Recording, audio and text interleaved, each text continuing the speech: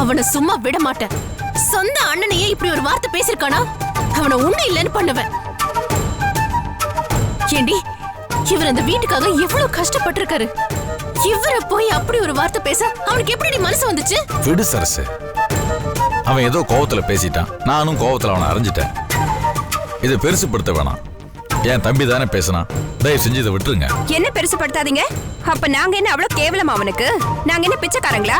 நாங்க இப்ப அவங்கிட்ட ஓசி சோறு வாங்கி தின்னோம். அப்போ உங்களை மட்டும் அசிங்கப்படுத்திருக்கான், எங்க அக்காவை சேர்த்துதான் அசிங்கப்படுத்திருக்கான். இல்லம்மா, சரசுவை பத்தில அவன் எதுவும் பேசல. ஏங்க, உங்களை சொன்னா என்ன, எங்க அக்காவை சொன்னா என்ன, ரெண்டும் ஒண்ணுதானே? ஆமாங்க, உங்களை பேசினா என்னையும் பேசின மாதிரி தான் அர்த்தம். அவன் இதுக்கு அந்த மாதிரி எல்லாம் பேசுறான். இப்படி பேசினா நான் என்ன சொல்றது? நான் சொல்றேன், அதை கேளுங்க. இந்த வார்த்தை பேசுனதுக்காக உங்க தம்பி நம்ம வீட்டு படி ஏறி வந்து எல்லார் முன்னாடி உங்க கால்ல விழணும்.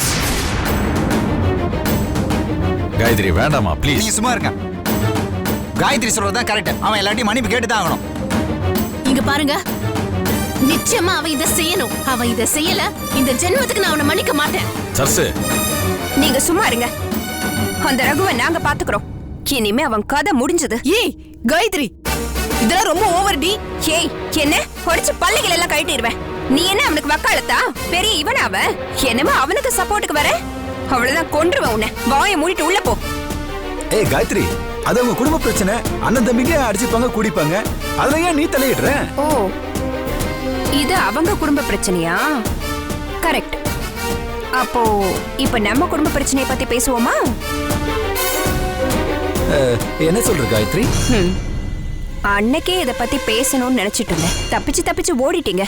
இப்ப வசமா மாட்டினீங்க. என்ன விஷயம் காயத்ரி?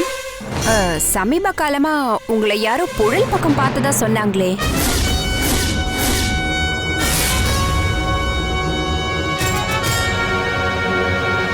என்ன அமைதியா இருக்கீங்க?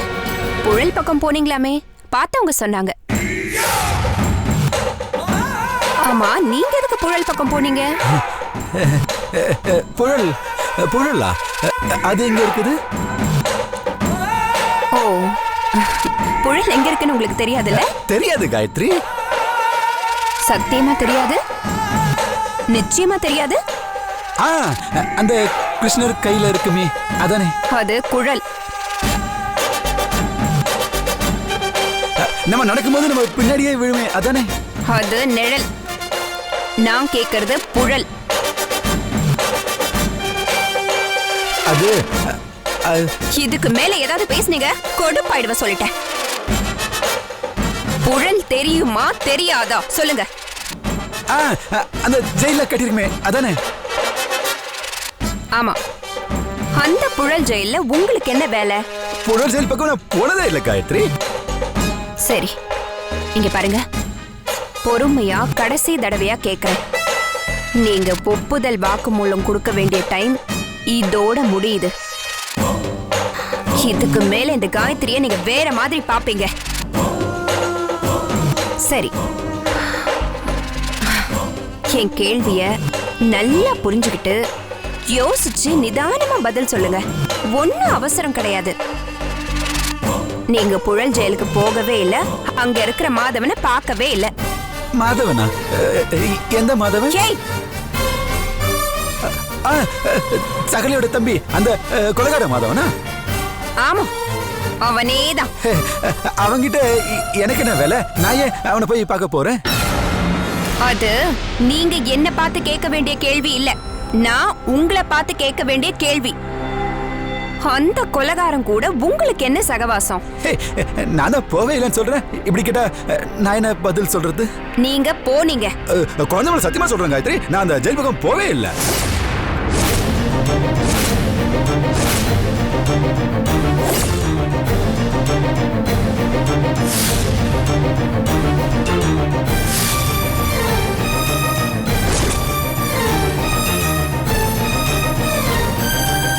அப்போ நீங்க மாதவனை பார்க்க புழல் ஜெயிலுக்கு போகலன்னு நம்ம குழந்தை மேல சத்தியம் பண்றீங்க. வேற யார் மேல சத்தியம் பண்ண சொல்ற? சரி, என் மேல சத்தியம் பண்ணுவீங்களா? ஐயோ காயத்ரி, அதெல்லாம் வேண்டாண்டி. நீ சும்மா இருன்னு நான் சொல்லிட்டு இருக்கேன்ல. சொல்லுங்க. உங்களை சத்தியமா நான் புழல் பக்கம் போனதே இல்லை காயத்ரி. அந்த மாதம் நான் பார்க்கவே இல்லை.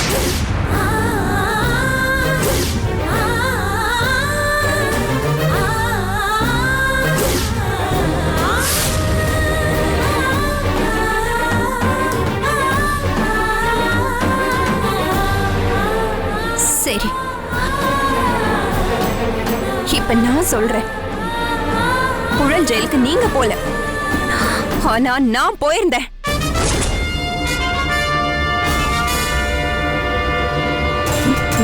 நீயா? நீ ஏன் புழல் ஜெயில் பக்கம் போன? எதுக்காக போன? எனக்கு உங்க மேல சந்தேகம் இருந்துச்சு, அதனாலதான் போனேன். ஜெயிலர் கிட்ட சொல்லி அந்த சிசிடிவி கேமரா ஃபுட்டேஜ் எல்லாம் பார்த்தேன். நீங்களும் மாதவனும் பேசிட்டு இருந்தது ஃபுல்லா ரெக்கார்ட் ஆயிடுச்சு.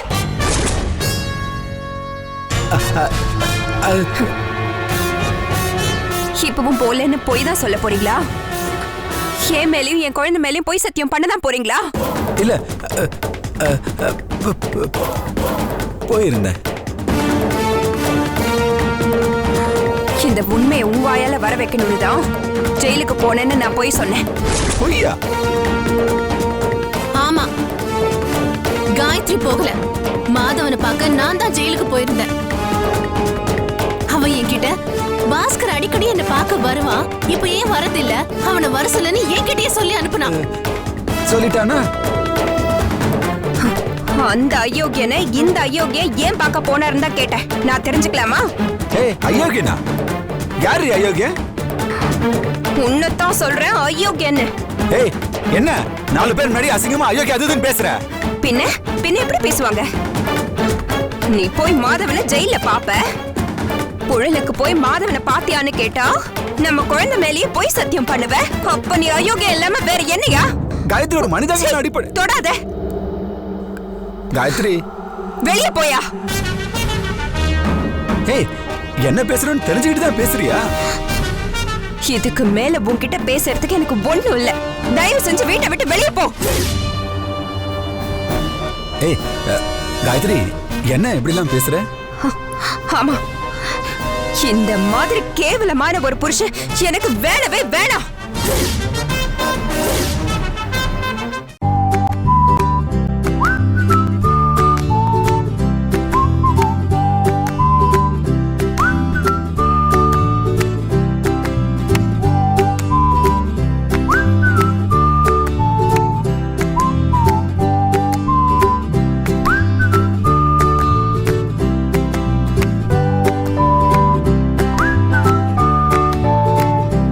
காயத்ரி, என்ன இப்படி எல்லாம் பேசுற? ஆமா, இந்த மாதிரி கேவலமான ஒரு புருஷன் எனக்கு வேணவே வேணாம். அயோக்கியத்தனமா என் வயித்துல இருக்கிற குழந்தை மேலேயே சத்தியம் பண்றியே, எவ்வளவு தைரியம் உனக்கு? அப்போ உன் பொய் சத்தியத்தினால நானும் குழந்தைய செத்து போனா கூட உனக்கு பரவாயில்ல? ஏய், ஏய் காயத்ரி, காயத்ரி, இத பார், எதுவும் பேசுற வேலை வச்சுக்காத. நீ எல்லாம் நல்லாவே இருக்க மாட்டே. தயவு செஞ்சு வீட்டை விட்டு வெளியே போ. காயத்ரி, காயத்ரி, வெளியே போயா. நீ எல்லாம் ஒரு மனுஷனே கிடையாது. என் மூஞ்சிலே முழிக்காத, முதல்ல வெளியே போ. காயத்ரி, இப்ப எதுக்கு அவர் வெளியில போ சொல்ற? அதுவும் இந்த மாதிரி நேரத்துல என்னடி பேசு? வாய் முடுங்க, யாரும் பேசுற வேலை வச்சுக்காதீங்க. இது என்னோட பர்சனல் விஷயம். நான் அவரை கண்டிக்கும் போது யாராவது பேசுனீங்க மரியாதை. அம்மா, என்னாச்சு? முதல்ல அவரை வெளியே போ சொல்லு. சரி, கோவப்படாத. ஏண்டி இந்த மாதிரி எல்லாம் பண்ணிட்டு இருக்க? இங்க பாரு, உன் புருஷனை திருத்துவேன் தாண்டி இந்த விஷயத்தை நான் உன்கிட்டயே சொன்னேன். இந்த மாதிரி நீ விபரீதமா ஒரு வீட்டை விட்டு வெளியில போன்னு சொல்லுவேன் தெரிஞ்சிருந்தா மாதவ விஷயம் உன்கிட்ட சொல்லி இருக்கவே மாட்டேன். அப்போ கடைசி வரைக்கும் இந்த சாக்கடையில இருந்து சாக சொல்றியா? இல்ல, ஏய், யாரடி சாக்கடை? நீதான் சாக்கடை. மரியாதையா வெளியே போ. திடீர்னு வெளிய போறா எங்க போறது? ஏ, ஜெயில தான் உன் ஃப்ரெண்ட் மாதவ இருக்கால, அவன் கூட போய் கொஞ்சம் கொலை போ. இங்க பாரு, எனக்கு சூடு சொர்ண ரோஷம் எல்லாம் அதிகம். போனா திரும்பி வரவே மாட்டேன். ஏய், வராதேன்னு தான் சொல்றேன். வந்த கொன்னிடுவேன். போ. வரேன். வராத, போய்டு. ஏய், போறேன்டி. ஏய், போடா. ஐயோ பாஸ்கர், இருங்க. நல்லா தெரியும், இது எல்லாத்துக்கும் நீதான் காரணம். நல்லா தெரியும், பெரிய தில்லாலங்கடிதான் நீ. கூடவே இருந்து ஏத்தி விட்டு வெளிய போக வச்சல. எனக்கு ஒரு காலம் வரும், நான் யாருன்னு காட்டுறேன். யோ, காலம் வரும்போது பாத்துக்கலாம். போயா. போறேன்டி. என்னம்மா இப்படி எல்லாம் பேசுற?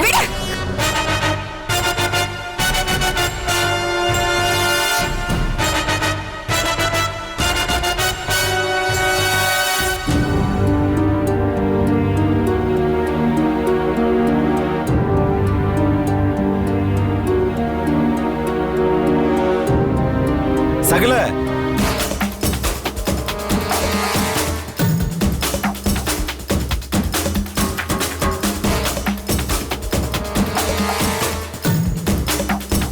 என்ன சகல எங்க நிக்கிற? உன் பொண்டாட்டி எனக்கு ஆப்பு வச்சுட்டா இல்ல பதில் நான் உனக்கு ஆப்பு வைக்கட்டுமா? உனக்கு கவிதா இருக்கிற லிங்க் நான் சொல்லட்டுமா? சொல்லு. வேணாம் சகல ப்ளீஸ், அப்படிலாம் பண்ணிடாத. சும்மா தான் அந்த மாதவனை போய் நான் ஜெயில பார்த்தேன். அதுக்கே இந்த 3 பொம்பளைங்களை சேர்த்து வெளியே தள்ளிட்டாளுங்களே. உனக்கு கவிதா இருக்கிற லிங்க் நான் சொன்னா உன்னதான் கவிதா வீட்டுல ஒரு குழந்தை வளருதுன்னு சொன்னா என்ன பண்ணுவாங்க? என்ன எவ்வளவு தண்டனை கொடுப்பாங்க? ஜெயிலா தூக்கா? சொல்லு. வேணாம் ப்ளீஸ் சகல, வேணாம், கோவப்படாத. அது எங்கேயோ ஆரம்பிச்சு கடைசியில எங்கேயோ போய் முடிஞ்சிருச்சு. நீ ஜெயிலுக்கு போன விஷயம் தெரிஞ்சிருந்தா அதுக்கு தகுந்த மாதிரி சமாளிச்சு பேசியிருப்பேன். ஐயோ சகல, நினைக்கும் போதெல்லாம் என் மண்டை சூடாக்குது, ரத்தம் குதிக்குது. இப்ப நீ என்ன பண்ண போற சொல்லு. இரு, எனக்கு என்ன பண்றதுன்னு ஒன்னும் புரியல. எனக்கு கொஞ்சம் டைம் கூட. சகல, உனக்கு 48 மணி நேரம் டைம் கொடுக்குறேன். அதுக்குள்ள அந்த காயத்ரி வந்து என்கிட்ட மன்னிப்பு கேட்டு இந்த வீட்டுக்குள்ள திரும்பி கூப்பிட்டு வரணும். அதுக்கு நீ தான் பொறுப்பு. நான் எப்படி சகல 48 மணி நேரத்துல 1 நிமிஷம் அதிகம் ஆச்சு, என்கிட்ட இருக்கிற எல்லா ஆதாரத்தையும் எடுத்து வந்து உன் ஃபேமிலி கிட்ட காட்டுவேன். உனக்கு கவிதா இருக்கிற லிங்க உன் தெருல போஸ்ட் அடிச்சு ஒட்டுவேன். ஞாபகம் வச்சுக்கோ, நான் நிம்மதியா இல்ல, யாருமே நிம்மதியா இருக்க கூடாது. உன் குடும்பத்துல இருக்கிற எல்லாரும் விஷம் குடிச்சு சாகற மாதிரி பண்ணுவேன். நல்லா ஞாபகம் வச்சுக்கோ. நான் வரேன் சகல. போயா.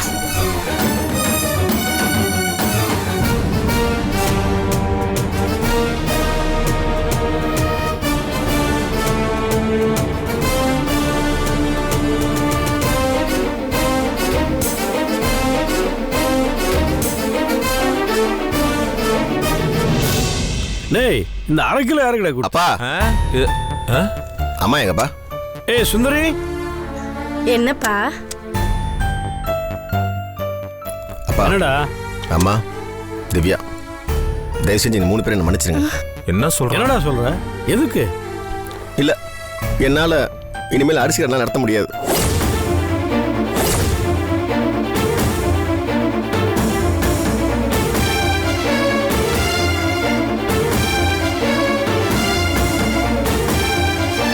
ராசா, என்னையா சொல்ற? கடன் அந்த அளவுக்கு ஏறி போச்சுமா. 10 லட்ச ரூபா கடன் அடைக்கணும்னா இன்னும் 5 லட்ச ரூபா எக்ஸ்ட்ரா செலவு பண்ண வேண்டியிருக்கும்பா. என்னால முடியலம்மா. டேய் ராஜா, என்னடா சொல்ற? நானும் பல இடத்துல தலைகள் நின்று கூட கடன் கேட்டு பார்த்துட்டேன். ஒருத்தன் கூட தர மாட்டேங்கிறான். சில பேர் கொடுக்கணும்னு நினைச்சா கூட என்னை பத்தி வெளியில விசாரிக்கிறப்ப ஜெயிலுக்கு போன விஷயம் எல்லாருக்கும் தெரிஞ்சிருது. ஜெயிலுக்கு போன கொலைகாரனுக்கு கடன்லாம் கொடுக்க முடியாதுன்னு யாரும் கொடுக்க மாட்டேங்கிறாங்கம்மா. டேய், அதான் நீ நிரபராதி நிரூபணம் ஆயிடுச்சேடா. அதெல்லாம் யாருக்குப்பா புரியுது? எவ்வளோ பெரிய வெள்ளத்தாளா இருந்தாலும் அதில் இருக்கிற சின்ன கருப்பு புள்ளி தானே எல்லார் கண்ணுக்கும் பளிச்சுன்னு தெரியுது.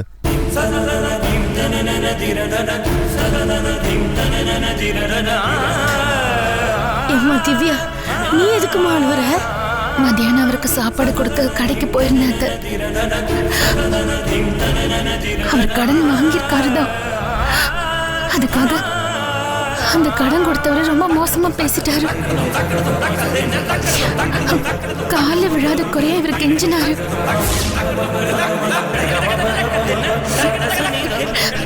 என்னால அதை பார்க்கவே முடியல. என் புருஷன் இப்படி ஒரு பிரச்சனையில் இருக்கிறப்போ என்னால அவருக்கு எந்த உதவியுமே பண்ண முடியலன்னு நினைச்சா ரொம்ப கஷ்டமா இருக்கு.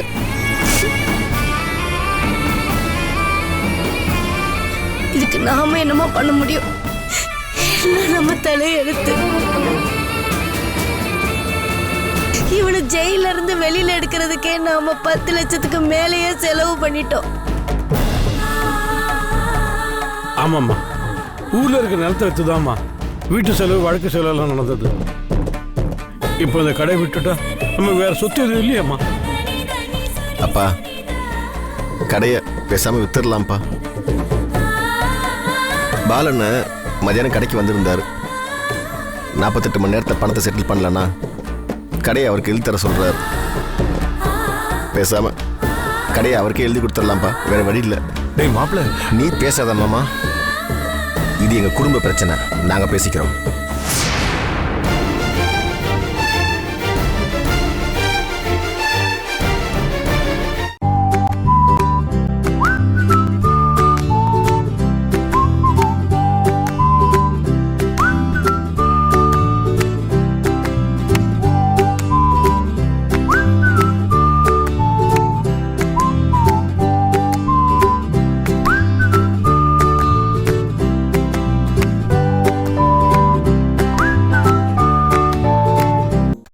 பேசாத மாமா.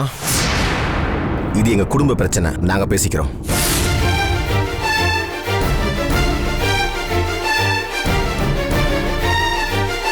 குடும்பத்தை நடுத்தரு கொண்டு வந்து நிப்பாட்டிட்டல. இதுதான் உங்க அக்காவுக்கு கொடுத்த சீரா? இதுதான் உங்க அக்கா குடும்பத்துக்கு செய்த உபகாரமா? வேண்டாம், இனிமேல் நான் உங்ககிட்ட பேச விரும்பல. அப்புறம் நாயாச்சும் எக்கு தப்பா சொன்னா நீங்க அக்கா தம்பி ஒரேடியா பிரிஞ்சிருவீங்க. அந்த பாவம் எனக்கு வேண்டாம். டேய் மாப்பிள்ள, நான் என்னடா சொல்றேன், நீ என்னடா பேசுற? ஐயோ நீ கொஞ்சம் பேசாம இரேண்டா. டேய் ராஜா, இருக்கிற கடை வித்துட்டா நம்ம அடுத்த வாரம் சொல்லுங்க எங்கடா போறது? ஐயா ராசா, இந்த வீட்டு ஆம்பளைங்க நீங்க எல்லாம் படிச்சவிய கிடையாது.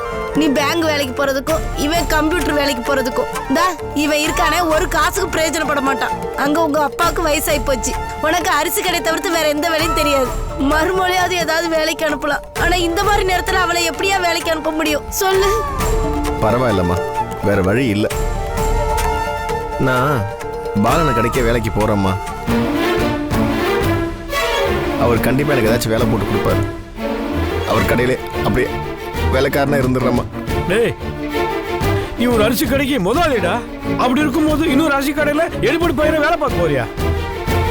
இதோட அவமானம் வேற ஏதாவது இருக்காடா? ச்சே, எனக்கு என்ன பண்றதுன்னு தெரியலடா. அது எங்க அப்பாவோட கடை. இந்த குடும்பத்தை முதல்ல தாங்கி பிடிச்சதே அந்த கடை தான். 1க்கு 3 ஆம்பளைங்க இருந்து இப்படி அந்த கடைய மூழ்கடிச்சிட்டியலே. இனிமே இந்த குடும்பத்துல எப்படி காப்பாத்துவேன், எப்படி நடத்த போறேன்னு எனக்கு தெரியலையே.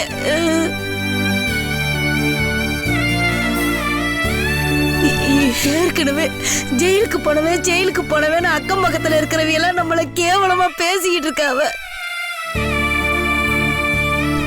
என்ன இந்த கடைய கோட்டை விட்டுட்டுனா என்னெல்லாம் பேசுவாங்க? என்ன பண்ணு? ஏன் முருகா இந்த குடும்பத்துக்கு இப்படி சோதனைக்கு மேல சோதனையா கொடுக்கற? அக்கா, தயவு செஞ்சு என்ன மன்னிச்சிருக்கா. பாரு, நீ பேசாத. உன்னைக்கு வீட்டுல வச்சு சோறு போட்டதுக்கு எனக்கு நல்லா உபகாரம் பண்ணிட்டடா.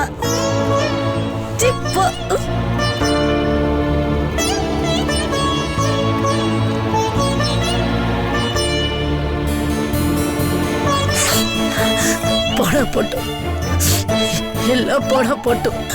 ஆனா நான் அசந்து போயிட மாட்டேன், கலகி போயிட மாட்டேன். என்னால இந்த குடும்பத்தை நடத்த முடியும்.